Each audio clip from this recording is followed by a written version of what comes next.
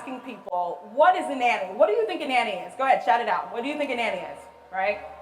Mary Poppins, right? Mary Poppins. Everyone always starts off with Mary Poppins. They either think it's this lady, Mary Poppins, or they think that a nanny is basically a glorified babysitter. She's the high school girl from down on the street who shows up on a Saturday night. So I went and looked. I could have come up with a definition myself, but I went and looked for the place where most people go and find care, or care.com. And I typed in, what is a nanny? And this is a definition that came up, and I was actually struck and taken aback because I had to reflect on my own practice as a nanny before.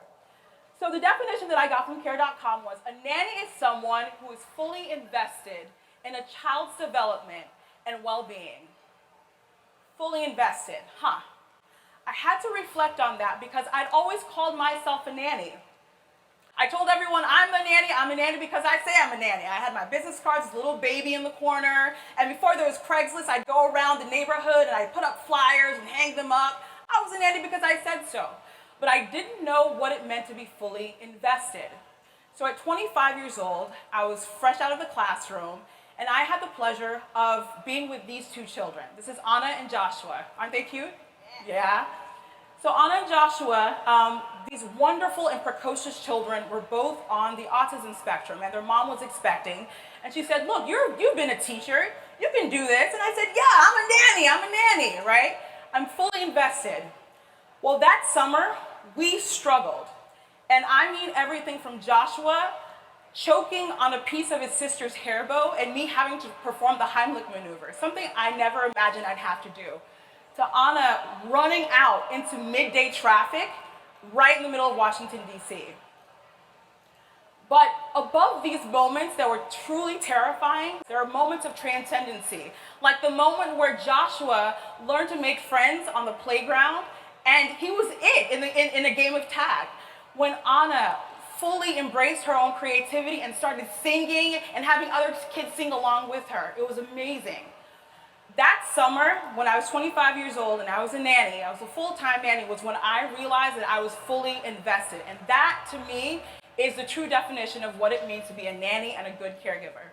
But so often, we're consumed by the headlines. We don't see care happening. So often, once you leave the home, you don't know what's going on, right?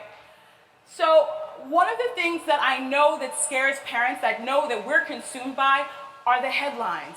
The headlines dictate to us sometimes our thoughts about what a caregiver is, and that's false. I always tell folks when I tell them what we do at SitterCycle.com that they have to see beyond the headlines. I ask them not to think, to challenge them not to think about what the headlines say, but more importantly, the power in caregiving, the power in those who are entrusted as almost second parents to our most beloved assets, our children. One of my favorite stories from our classes is about Cynthia. So Cynthia is an amazing nanny, and actually we asked her mom boss or her employer to write us a recommendation letter about why Cynthia is such a great caregiver. And the story that she told me was absolutely amazing. So when Cynthia showed up at their door back last summer, their son had actually not eaten and hadn't taken a bottle in almost a week. When I talked to parents and I mentioned that this child had not been eating, that's one of the scariest things you can imagine, your child not eating. But Cynthia, always the consummate professional, she dug right in. She was fully invested. So she made a point to read and to research and to ask other nannies and to coo and to sing and to repeat and to research alongside the parents that she worked with on how to help her charge eat and bottle feed. And sure enough, with a little bit of time and a little bit of patience, he finally did it. And it was because of the teamwork between the caregiver and the parent. And that to me is what it is embodied in being a nanny. There are over 1 million nannies in the US. And it may surprise you that there's no professional certification to become a caregiver in somebody's home. And that's why I started SitterCycle.com. And there's nothing there to acknowledge the profession of caregiving.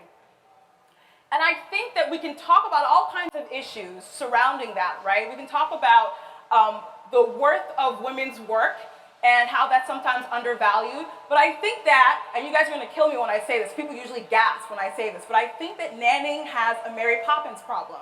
Mary Poppins is the queen of all nannies. She's this wonderful icon that we uplift, but at the same time, she's a bit of a curse because we then associate care as something magical. Care is something that should come naturally and not this skill of caregiving. And that is what I mean when I say there's a Mary Poppins problem. And so let's talk about the history of being a nanny in the US. In the turn of the century, as America was urbanizing, women from all over the world came to the US, and some of the work that they got was as nannies, as caregivers. America ran on nannies, right? The American middle class ran on nannies. So this meant women from Europe, from Ireland, from as far as Asia in the West. And in the Southwest, it also meant Native American women, and in the Southeast, it meant former slave women. So these women were all entrusted with caring for America's children in the turn of the 20th century. However, in 1935, there was the Fair Labor Standards Act, and the Fair Labor Standards Act encoded for the first time the rights of all professionals in the US. However, there was a group of individual senators who wanted to make sure that their nanny labor stayed cheap. And so they said everyone else can be enshrined in this law except for the nannies. So with a stroke of the pen, hundreds of thousands of women were disenfranchised. And 75 years later, we're still feeling the effects of this one decision. It's been slow in happening, but there's a change and a movement afoot. 75 years after this injustice, there are people who are working on the front lines of righting this wrong, and they include everyone from Ai-jen Poo of the National Domestic Workers' Rights Alliance, Michelle Ngan of Matahari, Laura Brawley, as well as Sue Downey, who are uplifting the role of professional nannies everywhere. And so our class is a very small part of what is happening to uplift those who care for our children. So I want you to also think about for yourselves, what does it mean to be recognized as a professional? What does it mean to be recognized for the work that you do and your worth? And more importantly, what are our children worth? So for women and professional caregivers, she's right in the audience over there. For nannies like Sarah and for Cynthia that I mentioned earlier, and for Kiana, it's more than a paycheck. It's an opportunity to have an impact on the life of a child. Studies show that starting at age 1, a caregiver who's with a child 8 hours a day in, day out, can have an impact up until the age of 18, academically, emotionally, socially. So knowing all of those things, how can we bridge the gap and help those who care for our children care for their own children? The next time that you see a nanny, yes, she's even more than Mary Poppins. Above all, she's a professional and she contains multitudes, and that in itself is magical. Thank you.